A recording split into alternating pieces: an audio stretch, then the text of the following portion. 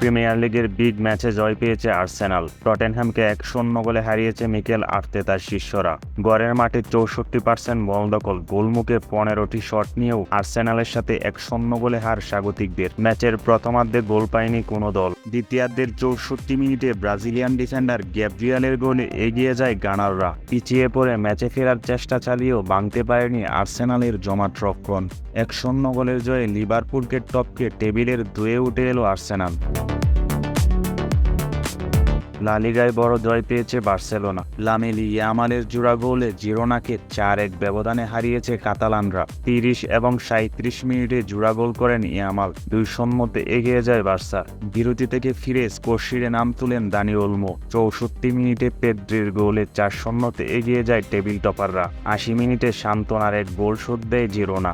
Match শেষ হওয়ার কয়েক মিনিট বাকি থাকতে বড় ধাক্কা খায় বার্সেলোনা। লাল কার্ড দেখে মাঠ ছাড়েন ফরওয়ার্ড ফার্নান্দো টোরেস।